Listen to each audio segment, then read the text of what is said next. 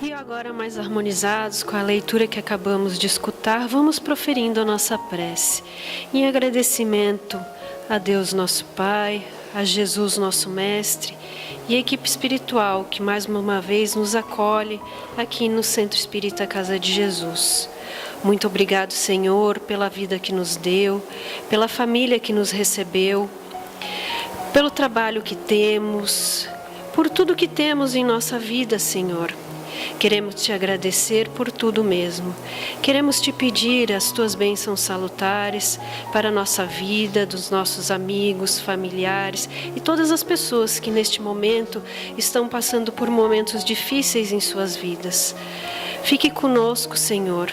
Faça com que nós possamos aprender um pouquinho mais da tua doutrina, que hoje vamos aqui escutar nesta palestra desta tarde, e que nós possamos implantar ela na nossa vida, para que possamos ser pessoas, espíritos cada vez melhores.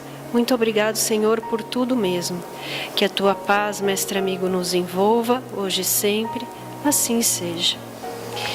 E hoje temos aqui no Centro Espírita Casa de Jesus, para fazer a palestra desta tarde e noite, o nosso amigo de ideal espírita Jefferson Ponqueroli, que é trabalhador do Centro Espírita Allan Kardec de Itajaí, e ele irá nos falar sobre compromissos de amor. Que Jesus o abençoe. Fique à vontade. Boa noite a todos. É uma alegria retornar a casa e rogamos a Jesus que nos ampare e nos permita, em clima de harmonia e de fraternidade, compreendermos a proposta trazida na noite de hoje, que é falarmos exatamente sobre compromissos de amor. Que compromissos serão esses? Será que nós assumimos um compromisso de amor? E a frase inicial da benfeitora Joana de Ângeles, no livro que traz como título Compromissos de Amor, a benfeitora vai nos dizer: o sentido e significado da existência terrena é proporcionar ao espírito, no seu processo de reencarnação, as realizações dignificantes dos seus compromissos de amor. Portanto, o sentido e o significado da nossa existência, nesse processo de múltiplas existências através da reencarnação, é para realizarmos de forma digna os nossos compromissos de amor. Portanto, quando nós observamos em O Livro dos Espíritos qual é o objetivo da reencarnação, e nós vamos encontrar a resposta dos Espíritos, que é o progresso, a evolução, de sermos pessoas melhores através das diversas experiências reencarnatórias, nós vamos observar que cada reencarnação traz até nós compromissos de amor. E o sentido e o significado da nossa existência é realizarmos esses compromissos.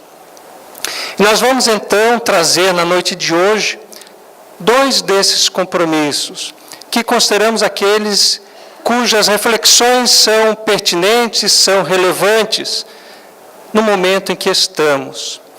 O primeiro dele é aquele compromisso de amor que, quando nós, que aqui estamos, paramos para avaliar a nossa existência, desde o momento do nosso nascimento até onde estamos hoje, e observamos que a grande maioria de nós já passou por um momento da existência em que ocorreu um fato determinante, um fato em que deixamos de pensar somente nós, diminuímos o nosso egoísmo para expandirmos a nossa amorosidade, a nossa afetividade na direção de outra pessoa. Aqueles que passaram por esse momento e fazendo uma retrospectiva vão perceber que a partir deste fato, deste momento, a vida então passou a ter um outro sentido e um outro significado. Porque passou então a dar continuidade ou dar então efetividade a um desses compromissos de amor. Qual será? Falamos evidentemente do casamento. E o que será o casamento? Allan Kardec pergunta então aos espíritos, na questão 695 de O Livro dos Espíritos, será contrária à lei da natureza o casamento? Isto é, a união permanente de dois seres? Allan Kardec, então, à luz do pensamento espírita, traz o conceito de casamento, união permanente de dois seres. Será contrário? É um progresso na marcha da humanidade. Ou seja, a partir da união permanente de dois seres, a humanidade pôde, então, dar continuidade na sua marcha progressiva, de progresso. Porque, como falamos, é através do casamento que o homem, o ser humano, passa a diminuir o seu egoísmo. Os seus interesses não gravitam mais em torno de si próprio. Há uma outra pessoa para compartilhar, para dividir um ideal, um sonho, uma proposta. Um compromisso de amor. E o benfeitor Emmanuel, no livro Consolador, através de Chico Xavier, vai nos dizer: o matrimônio na Terra é sempre uma resultante de determinadas resoluções tomadas na vida do infinito, antes da reencarnação dos espíritos, seja por orientação dos mentores mais elevados, quando a entidade não possui a indispensável educação para manejar as suas próprias faculdades, ou em consequência de compromissos livremente assumidos pelas almas, antes de suas novas experiências no mundo. Razão pela qual os consórcios humanos estão previstos na existência dos indivíduos, no quadro escuro das provas expiatórias, ou no acervo de valores das missões que regeneram e santificam. Portanto, quando nós observamos o casamento, vamos ver que não é fruto da coincidência. Nós não cruzamos o passo do nosso companheiro, da nossa companheira, ao acaso. Há sempre um porquê, uma motivação, e a doutrina espírita vem nos explicar. Porque nós simpatizamos com determinada pessoa no laço da afetividade, da amorosidade, e com outras não. Porque diante de uma multidão de pessoas nós nos apaixonamos naquele momento inicial, ou seja, despertamos a nossa amorosidade em relação àquela determinada pessoa. Emmanuel vem nos dizer que o matrimônio é resultante dessas resoluções tomadas no plano espiritual. Portanto, nós, como espíritos mortais, em determinado momento na nossa marcha progressiva, quando no plano espiritual efetuamos um compromisso com outro espírito para, quando reencarnarmos, pudéssemos então ter a união matrimonial, ter esse compromisso de amor. Emmanuel diz que quando nós não estamos em condições de maturidade, de lucidez, para tomar essa decisão, aqueles que nos tutelam, benfeitores espirituais, então, fazem esse planejamento por nós. Portanto, o casamento, o matrimônio, ele é fruto de um compromisso de amor assumido no plano espiritual. Vejamos a importância deste momento, desta união, que muitos de nós estamos inseridos atualmente. E diz Emmanuel, o matrimônio, então, está previsto na existência dos indivíduos ou no quadro escuro das provas expiatórias ou no acervo de valores das missões que regeneram e santificam. E vamos falar disso mais à frente, porque o benfeitor continua agora no livro Vida e Sexo, no capítulo intitulado Casamento.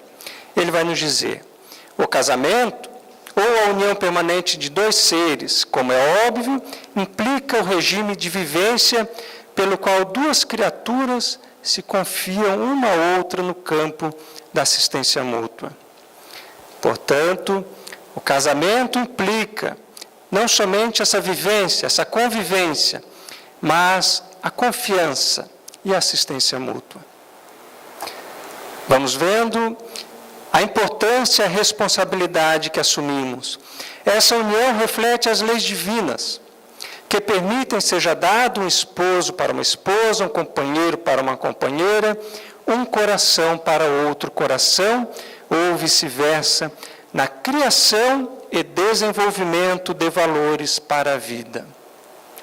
Vimos ali, estamos unidos pela confiança um no outro, pelo compromisso de assistência mútua, e vemos agora, observamos, que estamos unidos para a criação e desenvolvimento de valores. Quando nós nos unimos nesse campo de confiança e de assistência mútua, onde um assistirá ao outro nas suas deficiências, nas suas imperfeições, não para um disparar à frente na linha de progresso, mas para que ambos possam criar e desenvolver valores para a vida. Imperioso, porém, que a ligação se baseie na responsabilidade recíproca, de vez que na comunhão sexual, um ser humano se entrega a outro ser humano, e por isso mesmo não deve haver qualquer desconsideração entre si. Responsabilidade, consideração, respeito direcionado ao nosso companheiro. E continua Emmanuel: quando as obrigações mútuas não são respeitadas no ajuste, a comunhão sexual injuriada ou perfidamente interrompida costuma gerar dolorosas repercussões na consciência, estabelecendo problemas kármicos de solução por vezes muito difícil, porquanto ninguém fere alguém sem ferir a si mesmo. Nós vamos trazer aqui um outro texto do benfeitor Emmanuel, intitulado Lesões Afetivas. E ele vai trazer, na reflexão inicial desse texto, a mulher adúltera. Quando Jesus ali então traça aquele diálogo, pede para aqueles que não tiveram erros, que atirassem a primeira pedra, e diz Emmanuel que Jesus atuou, intercedeu daquela forma, porque em matéria de amor e sexo, diz Emmanuel, somos todos espíritos comprometidos com um passado de equívocos, de tropeços, de erros. E ele diz então que, diante desse conhecimento, de que no passado nós nos equivocamos, no campo da sexualidade, da afetividade, da amorosidade em direção àquele que assumimos um compromisso e que acabamos fugindo desse compromisso, diz Emmanuel que devemos ter a compreensão da nossa responsabilidade diante das lesões afetivas. Porque é justamente esse fator, ninguém fere alguém sem ferir a si mesmo. Diz Emmanuel que a partir do momento que nós criamos a confiança, a partir do momento que nós nos comprometemos com determinada pessoa, direcionando a ela a nossa afetividade, a nossa amorosidade, diz ele que se a construção dessa afetividade, dessa amorosidade, foi construída através de um interesse escuso, um interesse mesquinho, da sexualidade, do dinheiro, diz Emmanuel que nós estamos traçando uma jornada árdua, um caminho difícil, porque diz ele que se nós rompermos aquele compromisso, essa lesão afetiva provocada será a nossa responsabilidade. E diz o benfeitor Emmanuel, se aquele que foi lesado afetivamente, traído pelo nosso afeto, ir às raias da depressão, do suicídio, nós teremos uma parcela de responsabilidade. Por isso ele vem nos dizer nesta outra obra, costuma gerar essa comunhão sexual injuriada ou interrompida irresponsavelmente, dolorosas repercussões na consciência. Porque nós traímos a afetividade de alguém, criamos problemas reencarnatórios, adiamos compromissos para uma nova existência. Ou seja, teremos que, através da reencarnação, de um novo compromisso de amor, restabelecer no campo da afetividade esse compromisso.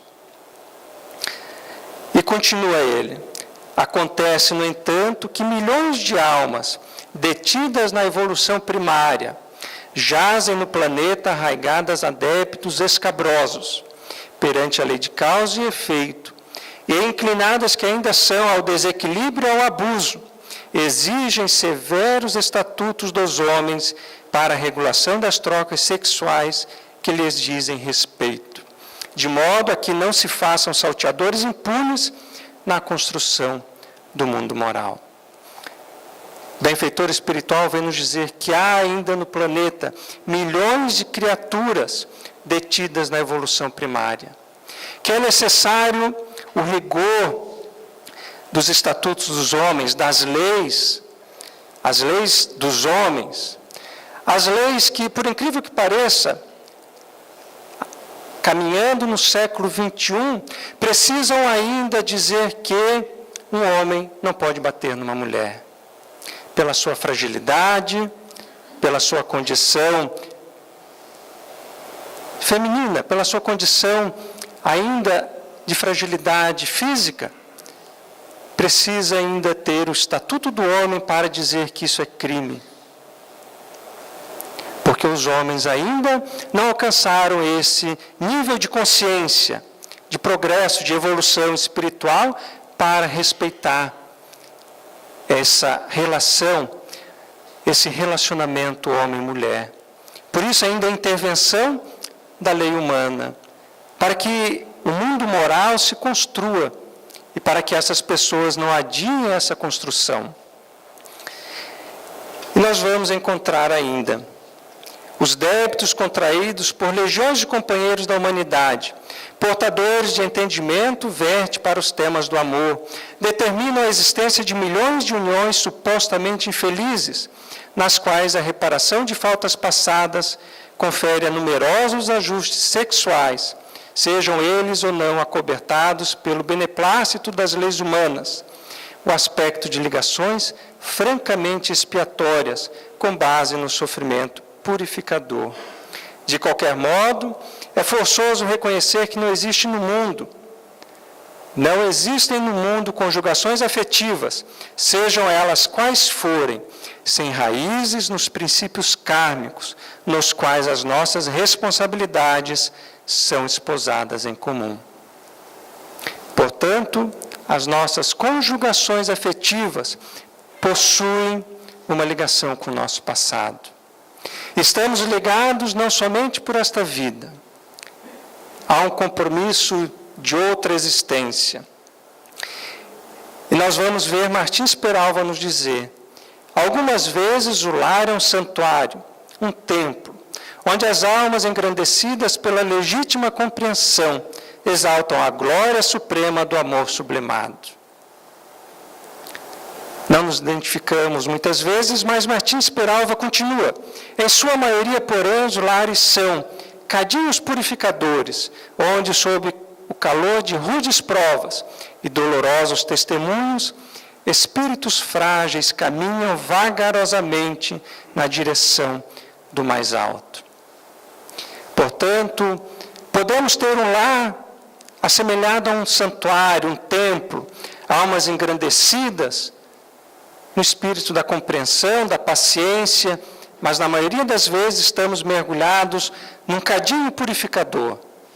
Ou seja, somos todos mergulhados no núcleo familiar para, através do calor das rudes provas, dos dolorosos testemunhos, alcancemos o nosso progresso. E ele então, Martins Peralva, no livro Estudando a Mediunidade, traz a classificação didática de casamentos. Nós vamos passar rapidamente, vamos ver se nós nos identificamos com o nosso casamento. Casamentos acidentais, encontro de almas inferiorizadas por efeito de atração momentânea, sem qualquer ascendente espiritual. Mas vimos Emmanuel nos dizer que a união afetiva decorre de uma programação no plano espiritual. E Martins Peralva vem nos dizer que há casamento acidental. A benfeitora Joana de Ângeles, no livro Constelação Familiar, uma obra excelente para aqueles que desejam se deter, estudar a respeito da família, ela vai nos dizer que há espíritos que, na busca das sensações, do prazer, sem a consciência da responsabilidade e inconsequentes nas suas ações, buscam extravasar esse prazer, essa sua sensualidade, e então acabam, na fala de Martins Peralva, unindo-se com outras almas por essa atração, por esse interesse, algo que não estava planejado. Mas diz a benfeitora espiritual que essa união, onde geralmente decorre um filho, uma gravidez, diz a benfeitora espiritual que há um replanejamento reencarnatório, um compromisso de amor assumido. Aquela vida, então, passa a ter um novo traçado, um novo caminho, um replanejamento, onde aquelas almas estabelecerão ali os seus compromissos. Há os casamentos provacionais, reencontro de almas para reajustes necessários à evolução de ambos. Sacrificiais, casamentos onde há o reencontro de alma iluminada com a alma inferiorizada, com o objetivo de redimi-la. Neste momento, os homens estão pensando, esse é o meu tipo. Eu sou a alma iluminada, estou com a minha companheira, quero redimi-la. Mas não desanimem, porque as mulheres pensaram o mesmo. E tendo a dizer que as mulheres estão com a razão. Há casamento de almas afins, reencontro de corações amigos, para consolidação de afetos. Casamentos transcendentais, almas engrandecidas no bem que se buscam para realizações imortais. Podemos traçar aqui no casamento transcendental Hippolyte Léon Denisard Rivail, o nosso Allan Kardec e a sua amada Gabi. Almas engrandecidas no bem, cuja união traçava a realização imortal. Via de regra nós estamos, e acabou, são só 5. Aqueles que diziam, não, é o próximo, acabou. A grande maioria de nós estamos nos casamentos provacionais. Estamos num reencontro para reajustes, para evoluirmos ambos, através da confiança, da assistência mútua, da responsabilidade, do respeito, da consideração. Por isso, os nossos desafios conjugais são imensos. Na fala, inicialmente, o convite para o seminário, para o curso de amanhã, aqui na casa, importantíssimo para o nosso entendimento, porque há diversos desafios. A benfeitora Joana de Ângeles, no livro Só nas Almas, vai nos dizer que há sinais que os cônjuges devem observar para que percebam que algo é errado. Silêncio injustificado, irritação na fala do companheiro e da companheira, tédio na presença de um de outro, as leituras intermináveis de revista, de jornais, falaríamos hoje de redes sociais, de aplicativos de conversa. Diz a benfeitora espiritual que ali estão sinais que devem ser observados. Ela diz então que devemos, observando esses sinais, chamar o nosso companheiro, abrir o coração um para o outro, diz a benfeitora. Vejamos, abrir o coração, falar aquilo que está na nascente dos nossos sentimentos, para que ambos possam ali construir, reconstruir a relação, para que não haja um abismo com o passar do tempo, para que possam perceber o que em si precisa ser modificado. Não é um momento de acusação, de exigência, de colocar a responsabilidade dessa ou daquela situação no companheiro.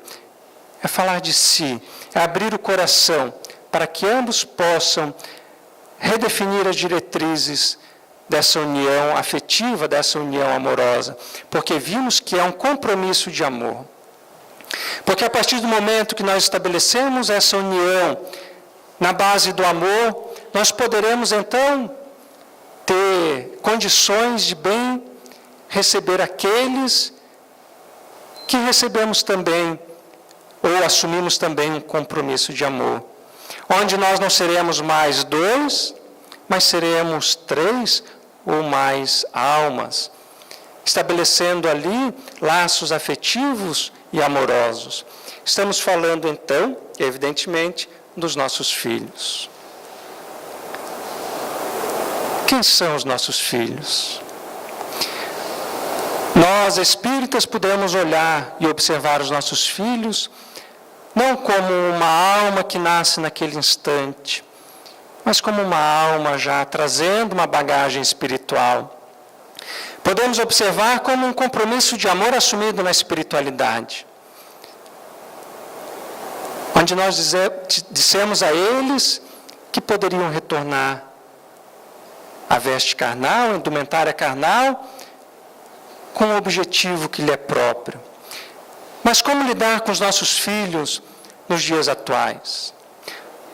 Outros desafios, agora os desafios educacionais. Como educar essa geração que chega, essa geração que está conosco? Como impor limites? Como apresentar um caminho de conquistas, de valores? E nós vamos, então, ver Allan Kardec na Revista Espírita de fevereiro de 1864, quando ele vai nos falar das primeiras lições de moral na infância. E ele vai nos dizer: de todas as chagas morais da sociedade, o egoísmo parece a mais difícil de extirpar. Com efeito, ela o tanto é mais, quanto mais é alimentada pelos mesmos hábitos da educação. Tenho essa impressão que, desde berço, a gente se esforça para excitar certas paixões, que mais tarde se tornam uma segunda natureza. E nós admiramos dos vícios da sociedade, quando as crianças os sugam com o leite. Allan Kardec fala isso em 1864. Poderia estar falando em 2017, porque a realidade é a mesma. A chaga da sociedade continua sendo o egoísmo. E ele vai nos dizer que, apesar de sabermos, de termos conhecimento de que o egoísmo é a grande chaga da sociedade, como está na terceira parte do Livro dos Espíritos, como está em o Evangelho segundo o Espiritismo, numa mensagem do benfeitor Emmanuel, como nós combatemos o egoísmo? Em nós e nos nossos filhos. Porque diz Allan Kardec, nós alimentamos os mesmos hábitos da educação. Pior, nós, na fala de Allan Kardec, excitamos certas paixões desde berço.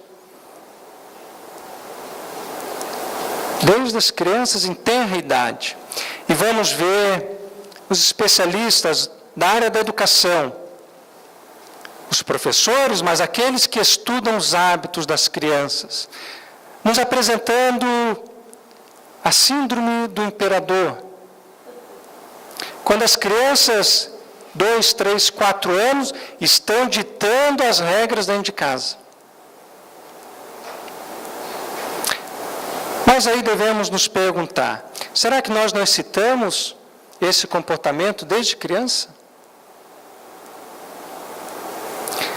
Será que nós não cedemos a esta geração que está chegando, aos nossos filhos, o espaço ilimitado para eles atuarem desta forma? Dizem os especialistas que essas crianças de 3, 4 anos estão dizendo aos pais o que comprar e o que não comprar, para onde viajar e onde não viajar.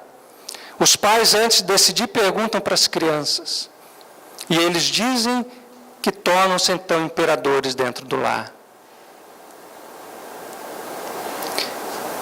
Mais grave ainda, recentemente criaram a teoria dos pais helicóptero. Os pais que estão sempre sobrevoando os filhos, não dão espaço para os filhos, para a sua independência. E vamos perceber que Allan Kardec estava certo. É um problema de educação, de primeiras lições de moral da infância, onde nós estamos, por determinada causa, deixando de dar aos nossos filhos. Estamos envolvidos, talvez, no turbilhão da nossa sociedade. Nós queremos trabalhar mais para ganhar mais, para dar mais para os nossos filhos. Mas será esse realmente o objetivo? Nós convidamos então Agostinho, trazendo a sua mensagem do Evangelho segundo o Espiritismo, capítulo 14, item 9, quando Agostinho vai nos dizer: Ó espíritas, nós que já compreendemos a reencarnação, a lei de causa e efeito, que nós já conhecemos o compromisso de amor assumido com essas criaturas, compreendei agora o grande papel da humanidade. Compreendei que quando produzis um corpo, a alma que nele encarna vem do espaço para progredir. Inteirai-vos dos vossos deveres e ponde todo o vosso amor em aproximar de Deus essa alma. Tal a missão que vos está confiada e cuja recompensa recebereis se fielmente a cumprirdes. Os vossos cuidados e a educação que lhes dareis auxiliarão o seu aperfeiçoamento e o seu bem-estar futuro. Portanto, nós já sabemos que os nossos filhos vêm para esta existência para progredir. Os desafios são imensos na sociedade atual, no consumismo, na grande indústria que fomenta o comércio dirigido às crianças, e que as crianças são bombardeadas o tempo todo por essa indústria de propaganda, e nós estamos ali para fazer com que elas progridam. Os desafios da sensualidade, a falta de limites, mas nós recebemos a confiança de Deus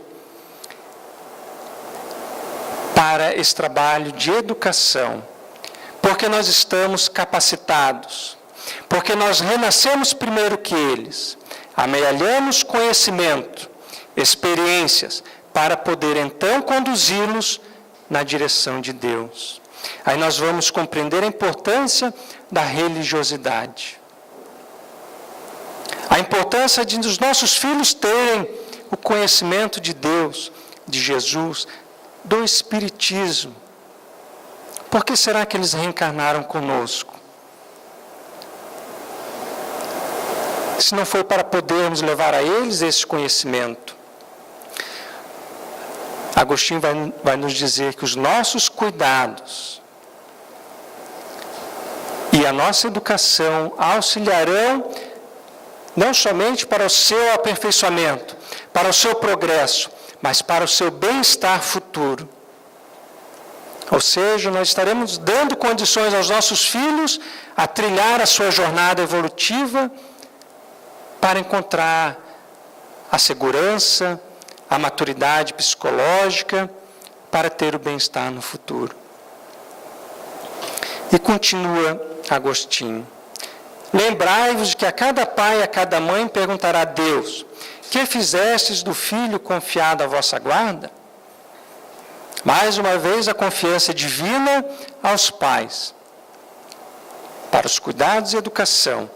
Se por culpa vossa ele se conservou atrasado, tereis como castigo vê-lo entre os espíritos sofredores, quando de vós dependia que fosse ditoso.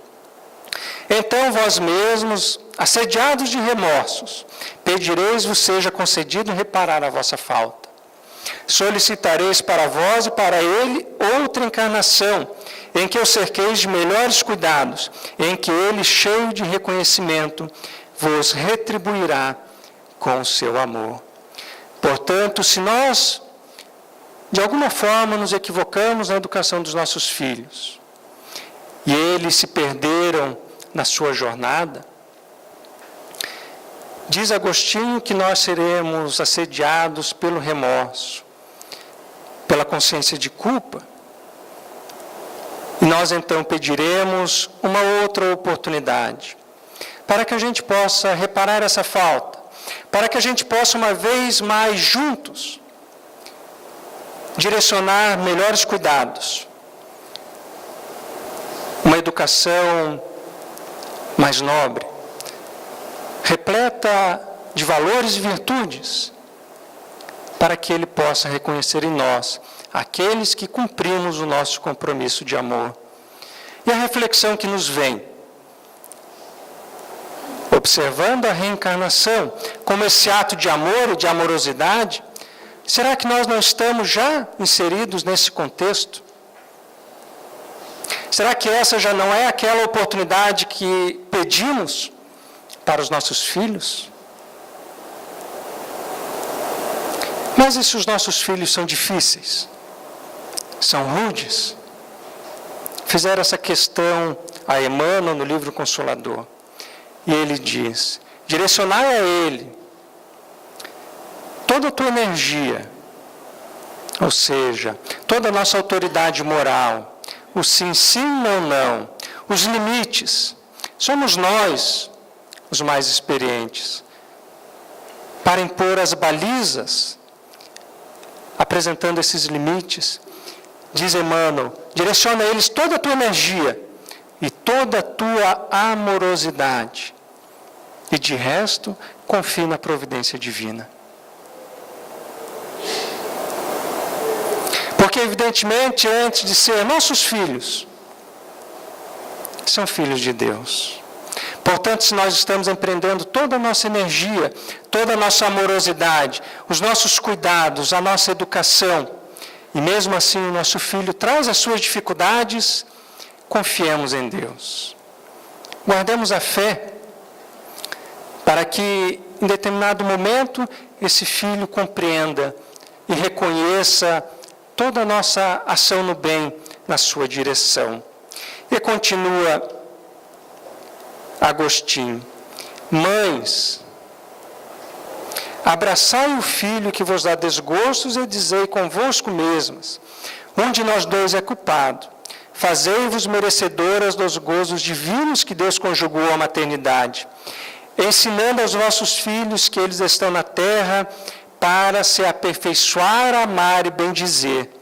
Mas, ó, muitas dentre vós, em vez de eliminar por meio da educação os maus princípios inatos de existências anteriores, entretêm e desenvolvem esses princípios por uma culposa fraqueza ou por descuido, e mais tarde o vosso coração, ulcerado pela ingratidão dos vossos filhos, será para vós, já nesta vida, um começo de expiação. Mas podemos trocar mães por pais, porque a responsabilidade é de ambos. Não podemos alegar a educação dos nossos filhos somente às mães, somos nós, os pais também, atuantes ali. Mas Agostinho sabia da ligação que há das mães para os filhos. Por isso ele vai nos dizer que devemos fazer com que os nossos filhos compreendam que eles estão aqui para aperfeiçoar, amar e bendizer. E nós, por meio da educação, nós acabamos entretendo e desenvolvendo esses maus princípios. Aquilo que Allan Kardec disse na Revista Espírita: nós excitamos as paixões desde o berço. Nós excitamos desde a realidade o egoísmo, o orgulho, a vaidade. Nós queremos que os nossos filhos sejam os melhores da casa, do bairro, da escola, da cidade. Nós devemos ter muito cuidado. No livro Libertação, nós vamos encontrar um espírito Margarida, que se detém no auxílio a Gregório, um espírito enraizado no mal. E a história se gravita em torno da condução desse espírito à compreensão do bem e do amor. O espírito Margarida, que fora sua mãe numa outra existência, está ali na parte final do livro. Ela então planeja a sua reencarnação. E ela então se encontra com aquela que seria sua mãe. E elas então entretêm ali um diálogo riquíssimo de informações que nos faz perceber a nossa responsabilidade, os compromissos que assumimos com os nossos filhos. E ela diz então, para aquela que será sua mãe, ela é um espírito nobre, de vasto conhecimento, ela vai dizer assim: quando me receberes, Não me faça perder pela vaidade. Não me embelezes, não me emboneques, para que eu não perca a oportunidade, para que eu não perca tempo. Vejamos, o pedido do Espírito, que será uma jovem menina, e ela diz para a mãe: não me emboneques. Ou seja, não me estimule a vaidade, o orgulho, o egoísmo. Ou seja, não me desenvolve esse mau princípio desde tenra idade. Teresa de Brito, espírito, no livro Vereda Familiar, Teresa de Brito, que tem uma vida difícil, torna-se espírita, houvera perdido o marido aos 36 anos, 5 filhos desencarnaram, de 11, torna-se espírita, atuante no movimento espírita, apesar da sua simplicidade, das suas poucas economias. E ela, quando chega no plano espiritual, ela pede então aos benfeitores: quero escrever um livro para a Terra. Um livro que fale sobre a família. E ela narra então que desce então ao seu encontro o benfeitor espiritual e diz a ela: foi-lhe permitido escrever um livro. Será através de José Raul Teixeira, médium. Iniciaremos então os contatos necessários, fluídicos, para que através da mediunidade possas escrever. E ela diz então: gostaria de fazer uma pesquisa de campo. Gostaria de conversar com aqueles que estão na Terra sobre o que eles gostariam que eu escrevesse, daqui do plano espiritual.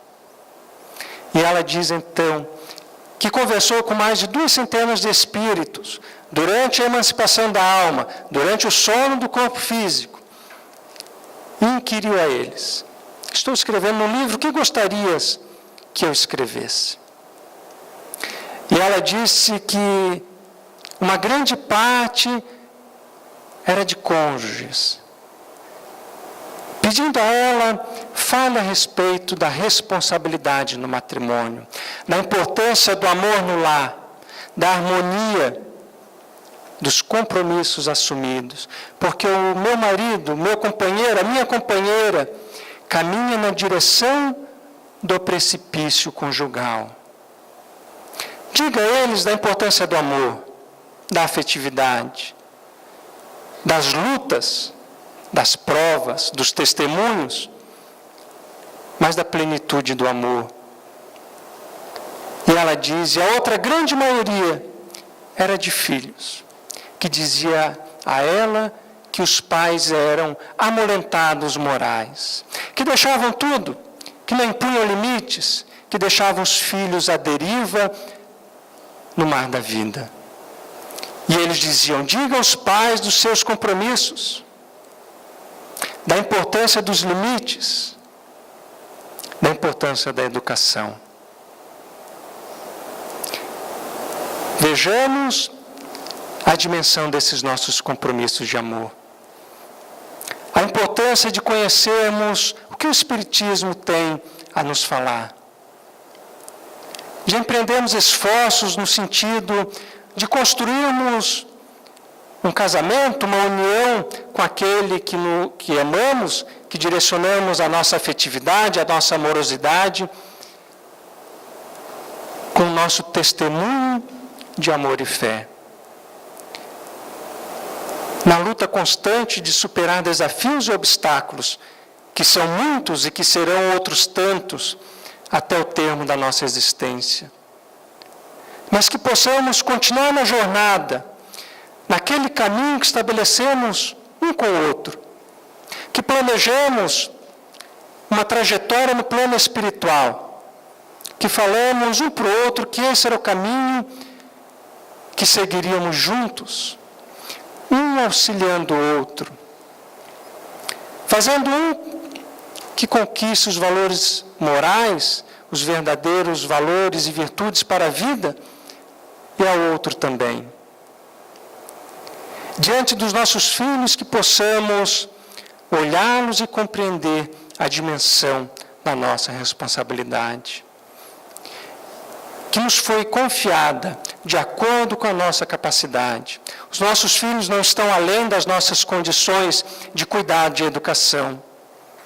Se não fugirmos deles, desses compromissos, da nossa responsabilidade, que possamos olhá-los como aqueles seres que em determinado momento, no plano espiritual, nos pediu: me ajude para eu não me equivocar mais nessa vida, para aqueles maus pendores, as minhas más tendências, os meus equívocos do passado, eu não torne a cometê-los. Não me importa presentes, não me importa dinheiro, me importa valores e virtudes. E Allan Kardec vai, numa nota em O Livro dos Espíritos, nos dizer que há um torvelinho de criaturas arremessadas ao trabalho, à sociedade, sem valores morais. Porque não foram construídos esses valores através da educação.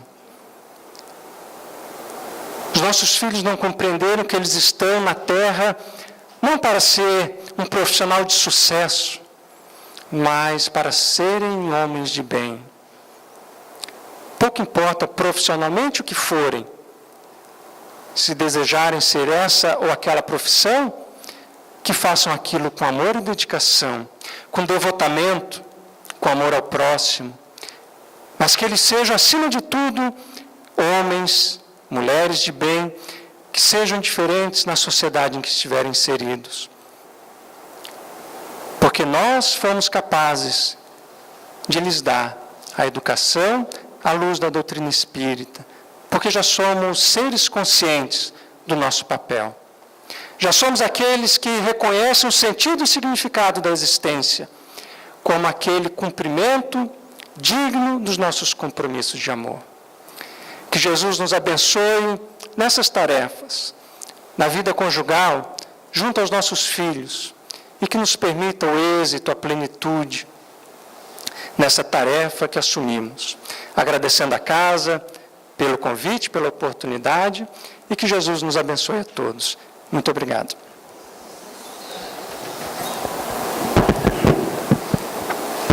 Nós é que agradecemos ao Jefferson pela explanação desta noite. Muito obrigada pelas reflexões. Teremos muito o que pensar.